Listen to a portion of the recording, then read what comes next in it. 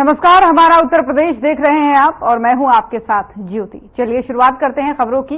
प्रयागराज के फूलपुर में जनपद स्तरीय वृहद रोजगार एवं ऋण मेले का आयोजन किया गया, जिसमें मुख्यमंत्री योगी आदित्यनाथ ने शिरकत की। इस मौके पर सीएम योगी ने 5000 से ज्यादा युवाओं को नियुक्ति पत्र और 7138 लाभार्थियों को 510 करोड़ से ज्यादा का ऋण वितरित किया। साथ ही 15448 से ज्यादा युवाओं को टैबलेट, स्मार्टफोन भी दिए। इस मौके पर सीएम योगी ने फूलपुर में 634 करोड़ की 407 विकास परियोजनाओं का लोकार्पण और शिलान्यास भी किया। एक साथ इतने बड़े रोजगार मेले के माध्यम से, विकास परियोजनाओं के माध्यम से मुझे प्रयागराज की धरती को प्रणाम करने का अवसर प्राप्त हो रहा है। इस अवसर को प्रदान करने के लिए फूलपुर की धरती को, प्रयागराज की धरती को कोटि कोटि नमन करते हुए मैं आप सबका हृदय से अभिनंदन करता हूं। जिन नौजवानों को आज रोजगार के लिए नियुक्ति पत्र प्राप्त हो रहा है, जिन युवाओं को नए स्टार्टअप स्थापित करने के लिए आज यहां पर ऋण उपलब्ध करवाया जा रहा है, जिन युवाओं को तकनीकी रूप से सक्षम बनने के लिए स्वामी विवेकानंद युवा सशक्तिकरण योजना के अंतर्गत राज्य शासन की ओर से टैबलेट और स्मार्टफोन प्रदान किया जा रहा है और प्रयागराज के हमारे जनप्रतिनिधियों की भागीदारी के कारण विकास की जिन परियोजनाओं का लोकार्पण और शिलान्यास हो रहा है, इसके लिए सभी लाभार्थियों के साथ साथ प्रयागराज वासियों को मैं हृदय से बधाई देता हूं, अपनी शुभकामनाएं भी देता हूं। बहनों और भाइयों, यह वर्ष हमारे लिए महत्वपूर्ण है। यह वर्ष इसलिए महत्वपूर्ण है क्योंकि जनवरी 2025 में 12 वर्ष के बाद लगने वाला दुनिया का सबसे बड़ा आध्यात्मिक और सांस्कृतिक आयोजन महाकुंभ का, प्रयागराज महाकुंभ का आयोजन होने जा रहा है। हमारा प्रयागराज एक बार फिर से वैश्विक मंच पर अपनी सुव्यवस्था, अपनी सुरक्षा, अपनी स्वच्छता के लिए फिर से अपनी अमिट छाप छोड़ेगा और दुनिया से आने वाले सनातन धर्मावलंबियों को अवगत करने और आतिथ्य करने का एक अवसर हमारे प्रयागराज वासियों को प्राप्त होगा। इसकी तैयारी के साथ आज जुड़ी हुई परियोजनाएं प्रयागराज और फूलपुर के साथ जुड़ी हुई हैं। इसके लिए भी आप सबको मैं हृदय से बधाई देता हूं और अभी से तैयारी के लिए भी आह्वान करने के लिए आया हूं। बहनों और भाइयों, आज यहां पर लगभग 650 करोड़ रुपए की परियोजना का हमने लोकार्पण और शिलान्यास किया है और एक योजना तो इसमें एक ऐसी भी है सड़क की, ये मेरे संज्ञान में आया था। हमारे यहां की सांसद श्री प्रवीण पटेल और पूर्व सांसद केसरी देवी पटेल जी ने मेरे संज्ञान में इस बात को दिया था, जिसमें विकास खंड बहादुरपुर थाना क्षेत्र हंडिया के अंतर्गत ग्राम ढोकरी में वहां की सड़क का जो प्रयागराज वाराणसी राजमार्ग से के सैदाबाद से लगभग 5 किलोमीटर की एक सड़क थी। और लखनऊ में 1334 अपर अभियंता, संगणक और फोरमैन को सीएम योगी आदित्यनाथ ने नियुक्ति पत्र वितरित किए। उत्तर प्रदेश अधीनस्थ सेवा चयन आयोग की तरफ से निष्पक्ष और पारदर्शी भर्ती प्रक्रिया के तहत इन सभी लोगों का चयन किया गया है। इसी के साथ ही सीएम योगी आदित्यनाथ ने संबोधित भी किया। क्या कुछ कहा है, आपको सुनाते हैं। देता हूं, उनके अभिभावकों का हृदय से अभिनंदन करता हूं। मैं धन्यवाद देता हूं अधीनस्थ सेवा चयन आयोग को, जिन्होंने निष्पक्ष और पारदर्शी तरीके से इन 12 विभागों की नियुक्ति की प्रक्रिया को एक समय सीमा के अंदर पूरा करते हुए प्रदेश के इन युवा ऊर्जा के प्रतीक इन प्रतिभाशाली युवाओं को उत्तर प्रदेश शासन का विभिन्न विभागों का हिस्सा बनाया है। मेरे लिए और भी प्रसन्नता का क्षण है, जब नियुक्ति पत्र वितरित हो रहे थे, मेरी इच्छा थी कि जो 1377 अभ्यर्थी हैं, उन सभी को मैं यहां पर नियुक्ति पत्र वितरित करूं, लेकिन आपकी भी और मेरी भी समय की एक सीमा है। लेकिन जिन भी लोगों को यहां पर नियुक्ति पत्र हम लोगों ने वितरित किए, मैं पूछ रहा था उन लोगों से कि भाई आप कौन जनपद के रहने वाले हैं।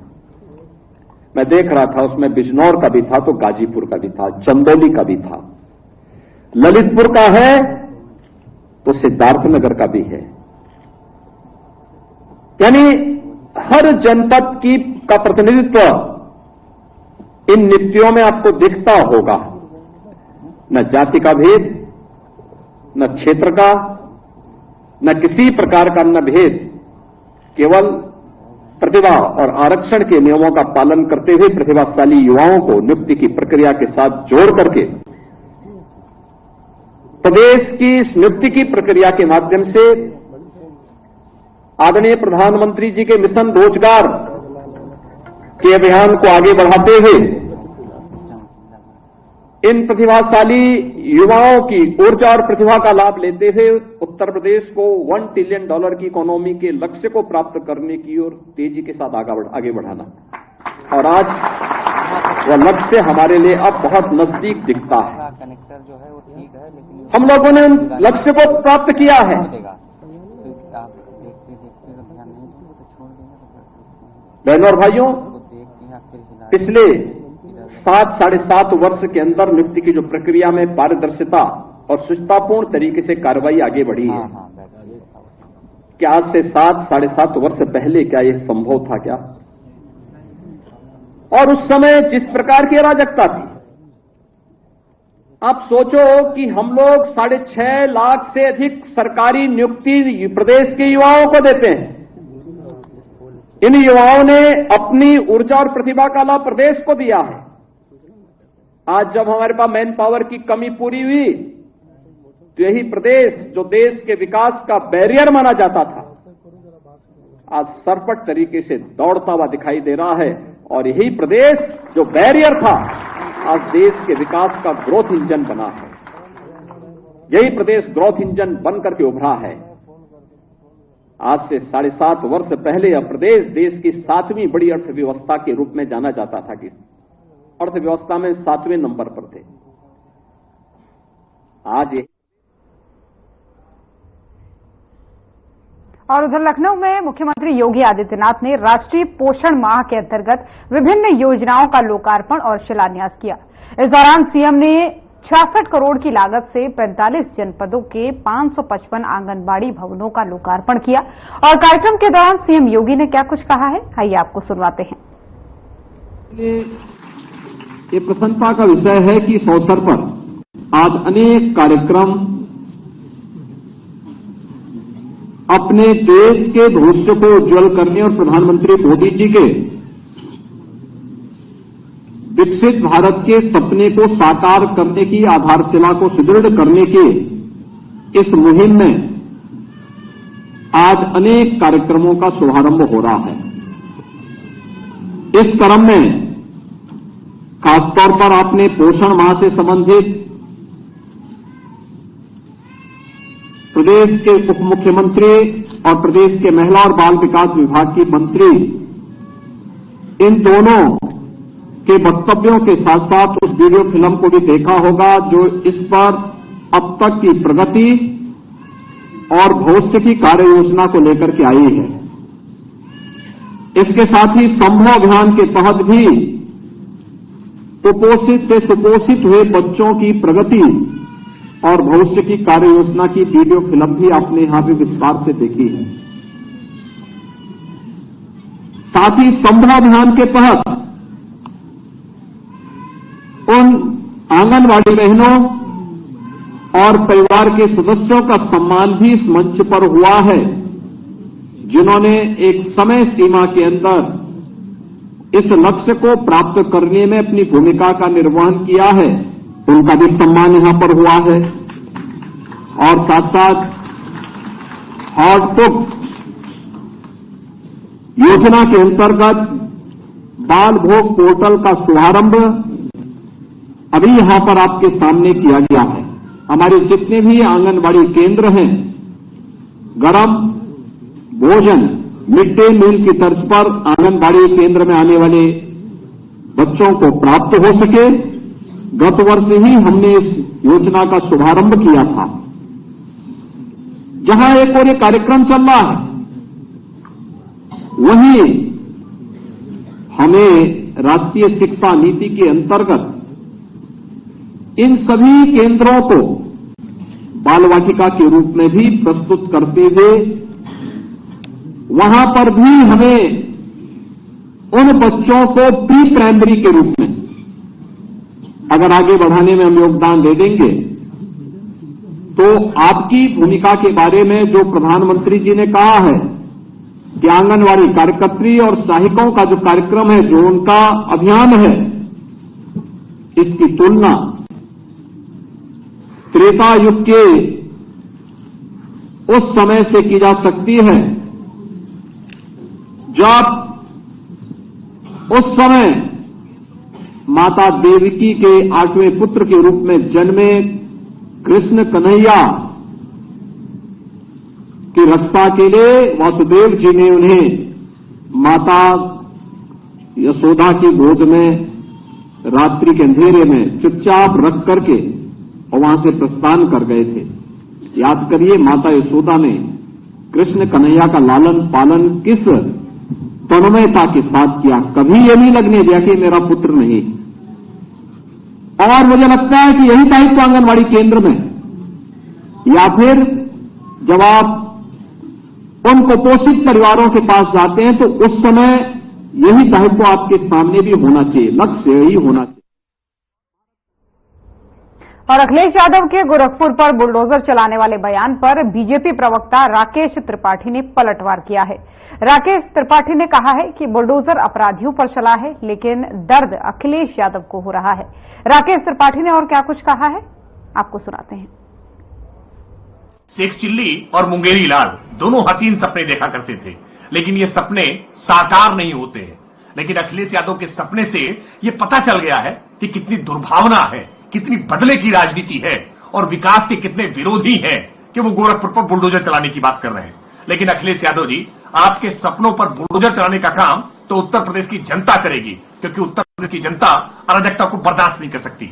और ये सवाल भी जनता पूछ रही है कि बुलडोजर अपराधियों के घर चलता है, अतिक्रमणकारियों के घर चलता है, तो पेट में दर्द अखिलेश यादव जी के क्यों होता है? ये बुलडोजर और अपराधी अखिलेश जी के बीच में क्या संबंध है?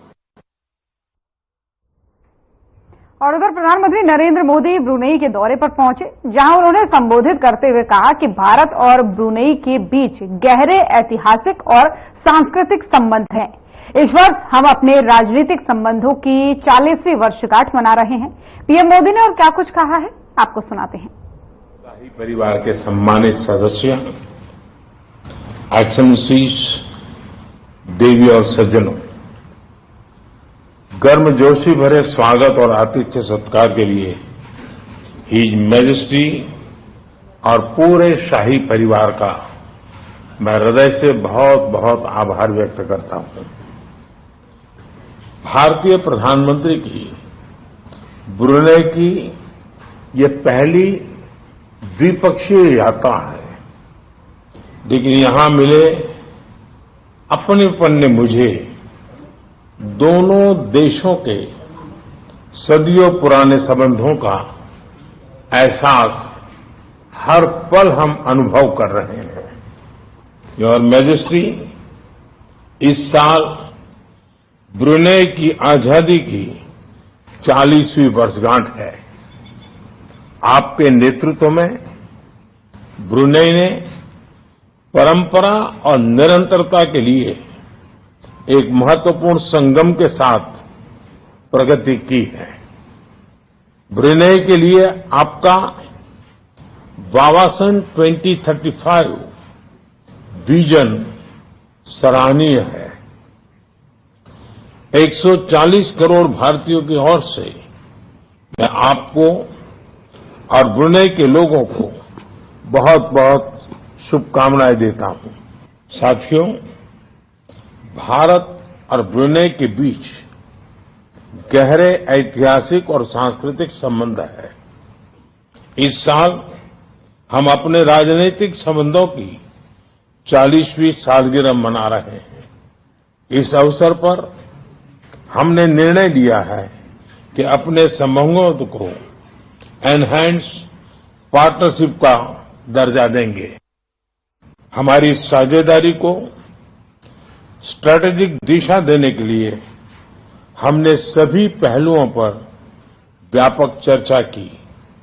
हम आर्थिक, वैज्ञानिक और रणनीतिक क्षेत्रों में अपने सहयोग को मजबूत करने के लिए प्रतिबद्ध है। हमने कृषि, उद्योग, फार्मा और स्वास्थ्य के साथ साथ फिनटेक और साइबर सिक्योरिटी में आपसी सहयोग पर बल देने का निर्णय लिया है। ऊर्जा क्षेत्र में हमने एलएनजी में लॉन्ग टर्म सहयोग की संभावनाओं पर चर्चा की।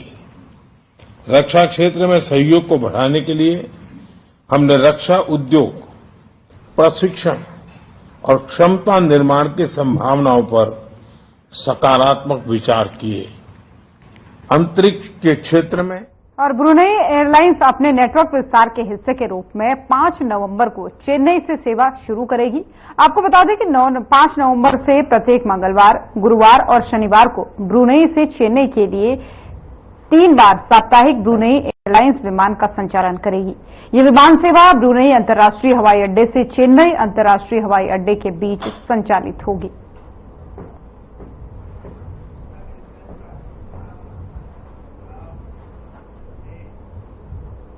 और उधर सिंगापुर में भारतीय समुदाय के सदस्यों से प्रधानमंत्री नरेंद्र मोदी का गर्मजोशी के साथ स्वागत किया गया। अपनी यात्रा के दौरान प्रधानमंत्री नरेंद्र मोदी सिंगापुर के प्रधानमंत्री लॉरेंस वोंग, राष्ट्रपति थरमन शनमुगतरन और सिंगापुर के शीर्ष नेताओं से मुलाकात करेंगे। इसी के साथ ही पीएम मोदी सिंगापुर के व्यवसायियों से भी मिलेंगे।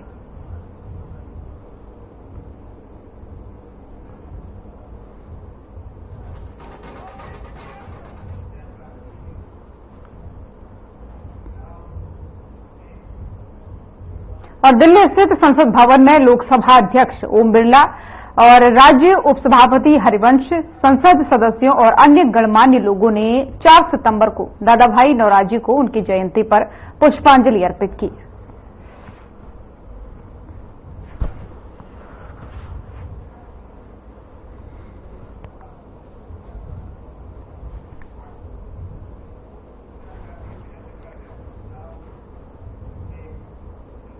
और भारत सरकार और त्रिपुरा सरकार के बीच एनएलएफटी और एटीटीएफ पर समझौता ज्ञापन पर हस्ताक्षर हुए हैं, जिसको लेकर के केंद्रीय गृह मंत्री अमित शाह ने कहा है कि ये समझौता पूर्वोत्तर के लिए 12वां और त्रिपुरा से जुड़ा तीसरा समझौता है। आइए आपको सुनवाते हैं और गृह मंत्री ने क्या कुछ कहा है। आज हम सब के लिए बहुत आनंद का विषय है कि 35 साल से जो द्वंद्व चल रहा था, जो संघर्ष चल रहा था, वो आज आप सभी ने शस्त्र छोड़कर मुख्य धारा में वापिस आना और समग्र त्रिपुरा के विकास के लिए आपकी प्रतिबद्धता व्यक्त की है।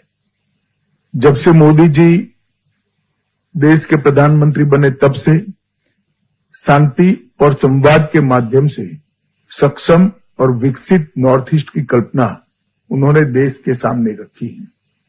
और नॉर्थ ईस्ट के लोगों और दिल्ली के बीच में एक बड़ा फासला था। ये फासला उन्होंने एक प्रकार से रोड, रेल और विमानों से जोड़कर तो दूर किया ही किया, परंतु साथ में दिलों का फासला भी दूर करने का काम हमारे प्रधानमंत्री जी ने किया है। अष्टलक्ष्मी कंसेप्ट और पूर्वोदय, ये दोनों को मिल मिलाकर पूरे नॉर्थ ईस्ट का, त्रिपुरा समेत नॉर्थ ईस्ट का विकास का एक संकल्प जो भारत सरकार ने लिया है, उसमें आज एक बहुत बड़े माइलस्टोन को पार करने में हम आज सफल हुए हैं। मित्रों, आज का ये समझौता 12वां समझौता है नॉर्थ ईस्ट के लिए और त्रिपुरा से जुड़ा हुआ एक तीसरा समझौता है। और अभी तक लगभग 10,000 उग्रवादियों ने हथियार छोड़ा है और मेन स्ट्रीम में आए हैं। हम कल्पना कर सकते हैं कि हमारे हजारों भाइयों की आइदर और साइड से, चाहे नागरिक मरे, सुरक्षा बल मरे या हमारे ही लोग जो हथियार हाथ लेकर संघर्षरत वो मरे, हजारों लोगों की मृत्यु के कारण को रोकने का बड़ा इनिशिएटिव ये 12 शांति समझौतों ने। इटली में सनातन का डंका दिखा, जहां धूमधाम से जन्माष्टमी मनाई गई।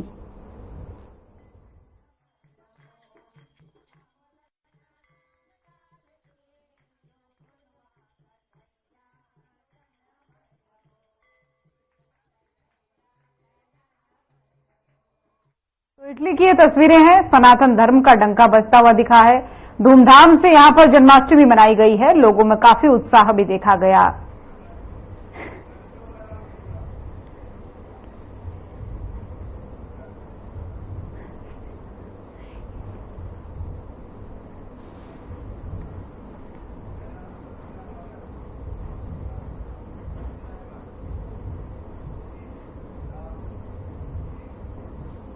और लखनऊ के सूर्या खेल परिसर में सांस्कृतिक संध्या का आयोजन किया गया, जिसमें सीएम योगी आदित्यनाथ ने भी शिरकत की।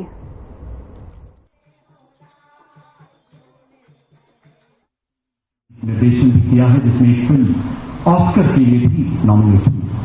2022 में आपकी एल्बम रिदमस्केप ने कामयाबी के ऐसे नए रिकॉर्ड बनाए और आपने इसी नाम से अपने फ्यूजन बैंड की स्थापना की। और आज रिदमस्केप फ्यूजन संगीत की दुनिया में सबसे सफल बैंड में माना जाता है। एक ऐसा बैंड जिसकी शैली अपने आप में अनोखी है, अद्भुत है। देश विदेश में अपनी कला का जादू बिखेरने के बाद ये अजीम शख्सियत आज हमारे बीच उपस्थित है। जी हां, आपकी जोरदार तालियों के बीच आमंत्रित करना चाहूंगा विश्व प्रसिद्ध तबला वादक और फ्यूजन संगीत के उस्ताद श्री विक्रम घोष जी को। Ladies and gentlemen, please join our hands together and welcome Sri Vikram Ghosh.